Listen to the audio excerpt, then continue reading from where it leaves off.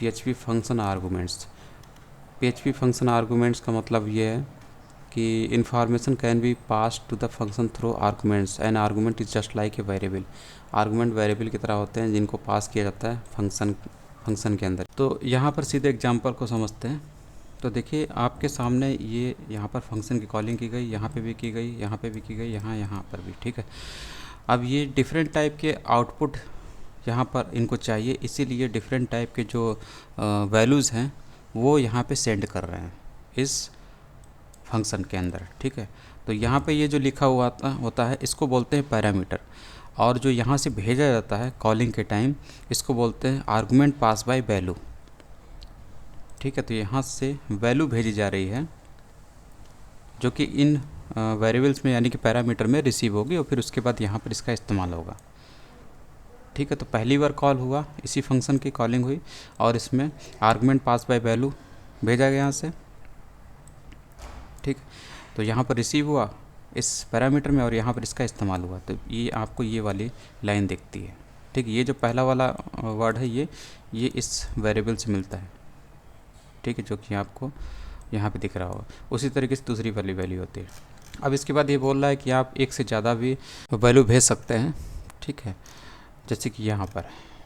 तो यहाँ पर ये आपने यहाँ पे 2 पैरामीटर बनाए हैं, तो यहाँ पर आप वैल्यू भेज रहे हैं, 2 वैल्यू भेज रहे हैं, यहाँ पर भी आपने 2 वैल्यू भेजा। तो इस तरीके से भी आप काम कर सकते हैं, ठीक। तो एक से ज़्यादा भेज सकते हैं, चाहे तो आप 3 भेज दीजिए।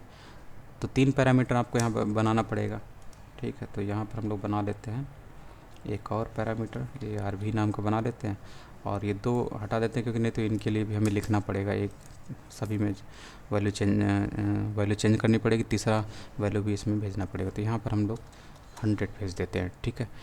तो देखिए ये वाली जो पहली वाली वैल्यू इसमें जाके स्टोर होगी इस वेरिएबल में, यानी इस पैरामीटर में, ये वाली इसमें स्टोर होगी और ये वाली जो है इसमें स्टोर होगी। तो इस तरीके से आपको यहाँ पर दिखाई देगा, और इसका आप इस्तेमाल कर रहे हैं तो अभी तो कर नहीं रहे हैं, इसका ये भी हम लोग लिख लेते हैं, यहाँ पे लिख लेते हैं, ठीक है। अब देखिए इसको जब हम लोग रन कराते हैं तो ये थोड़ा सा गड़बड़ है। अब रन कराते हैं तो इस लाइन में तीनों जो वेरिएबल हैं उनका आप इस्तेमाल कर पा रहे हैं, ठीक। यहाँ से आपने 3 आर्गुमेंट भेजे, 3 वैल्यू भेजे, ठीक है। तीनों वैल्यू आपने यहाँ पे सेंड किया, आर्गुमेंट के रूप में 3 वैल्यू यहाँ पे सेंड किए जो कि इन पैरामीटर में रिसीव हो रहे हैं, और आपको आप यहाँ पर यूज़ कर रहे हैं तीनों, यहाँ पर तीनों की वैल्यू आपको दिख रही होगी। इतना तो आपका स्ट्रिंग है, और बाकी ये जो शुरू में ये एफ नेम की वैल्यू तो आपको ये दिख रहा होगा, और उसके बाद यहाँ पे लास्ट में ईयर और ARV की वैल्यू, ईयर और ये ARV की वैल्यू सभी दिख रहे हैं क्योंकि आपने इसे इको कराया। 2, 3, 4 जितने भी आप आर्गुमेंट सेंड करना चाहते हैं, वैल्यू सेंड करना चाहते हैं अपने फंक्शन के अंदर, तो आप फंक्शन की कॉलिंग के टाइम वो वैल्यू सेंड कर सकते हैं। इसके बाद default argument value. Default argument value का मतलब ये होता है कि अगर आपने कोई वैल्यू, जैसे इसको सिंपली एग्जांपल से समझें, अगर आपने कोई वैल्यू यहाँ पे सेंड नहीं की है, जैसे ये वाला दूसरा वाला एग्जांपल है, तो यहाँ पे एक डिफ़ॉल्ट वैल्यू प्रोवाइड की जाती है, इस पैरामीटर में डिफ़ॉल्ट वैल्यू प्रोवाइड की जाती है। जैसे यहाँ पे प्रोवाइड की गई इसके लिए 50, ठीक है, क्योंकि इसका अंदर इस्तेमाल हो रहा है ना। अगर आपने यहाँ पर वैल्यू 50 ये इस तरीके से लिखा, इस तरीके से आपने लिखा और यहाँ से आपने सेंड नहीं किया, ठीक है, तो यहाँ से कोई चीज़ सेंड की नहीं है, तो इसमें क्या होगा, इसमें तो कोई वैल्यू आएगी नहीं, ठीक। क्या वैल्यू आएगी, देखिए केवल ये वाली वैल्यू आ रही है, ठीक है, उसके बाद कुछ भी नहीं आ रहा है क्योंकि इस पर ये अटक गया है, ठीक। ये वाली जो पहली बार वैल्यू भेजा ये यहाँ पे इसमें रिसीव हुई और यहाँ पे इस्तेमाल हो गया, लेकिन दूसरे वाले में अटक गया, इसकी वजह से आगे का भी ये आउटपुट नहीं आ रहा है। तो ये चीज़ ना हो इसी के लिए यहाँ पर एक डिफ़ॉल्ट वैल्यू रख दी जाती है कुछ इस तरीके से। तो इसमें होता क्या है कि पहली वाली जो वैल्यू आप मतलब वैल्यू अगर भेज रहे हैं तो ये वैल्यू जो है इस 50 को रिप्लेस कर देगी। इस पैरामीटर में ये वाली जो 50 है इसको रिप्लेस कर दिया जाएगा 350 से, और यहाँ पर 350 इस्तेमाल हो जाएगा इस वेरिएबल के लिए, ठीक है। ये तो चलिए सही है, लेकिन दूसरे वाले केस में आप जो वैल्यू है उसे सेंड करना भूल गए, तो ऐसे केस में क्या होगा, जो पहले से डिफ़ॉल्ट वैल्यू पड़ी हुई है इस पैरामीटर के लिए वही यहाँ पर इस्तेमाल हो जाएगी इस जगह पर, और इससे आपकी कोई एरर भी नहीं आएगी। तो इसीलिए हम लोग डिफ़ॉल्ट जो वैल्यू होती है वो सेट कर देते हैं पर्टिकुलर पैरामीटर में। तो यही चीज़ होती है, जब आप कहीं कभी भूल गए हैं, वैल्यू सेंड नहीं कर पा रहे हैं, तो उस केस में यहाँ पर आप डिफ़ॉल्ट भेज दीजिए ताकि एरर जो है आने के चांसेस ना रहे। तो डिफ़ॉल्ट कीवर्ड यहाँ पर डिफ़ॉल्ट वैल्यू इस पैरामीटर में सेट कर दी गई है। आर्गुमेंट आप भेजना भूल गए वैल्यू के रूप में, तो वहाँ पर आप डिफ़ॉल्ट वैल्यू सेट कर सकते हैं फंक्शन के अंदर। तो इसीलिए डिफ़ॉल्ट जो होता है आर्गुमेंट वैल्यू सेट कर दी जाती है यहाँ पे, ताकि कोई एरर ना आए। उसके बाद PHP फंक्शंस रिटर्निंग वैल्यूज़। तो रिटर्निंग के लिए हम लोग रिटर्न कीवर्ड का इस्तेमाल करते हैं। और जब भी फंक्शन को आप कॉल करते हैं तो एक तो तरीका होता है कि आप फंक्शन से कोई चीज़ रिटर्न नहीं ले रहे हैं, ठीक है, फंक्शन जो काम कर रहा है वो कर दिया, उसने इको करा दिया, कुछ भी करा दिया। लेकिन कभी कभी होता है कि उसकी वैल्यू हमें यूज करना है कहीं ना कहीं, तो इसलिए हम उस फंक्शन से कुछ ना कुछ रिटर्न ले लेते हैं। जैसे कि यहाँ पर ऐड किया गया, फंक्शन ने ऐड करवा दिया काम, उसके बाद जेड की वैल्यू को हम आगे कहीं इस्तेमाल भी करना चाह रहे होंगे, ठीक है, तो उससे हम उस फंक्शन से उस वैल्यू को रिटर्न ले लेते हैं। रिटर्न लेने के लिए आपको रिटर्न कीवर्ड इस्तेमाल करना होता है, और ये जो वैल्यू है कहाँ पर जाती है, उसी जगह पर जाएगी जिस जगह पर इस फंक्शन को कॉल किया गया होगा।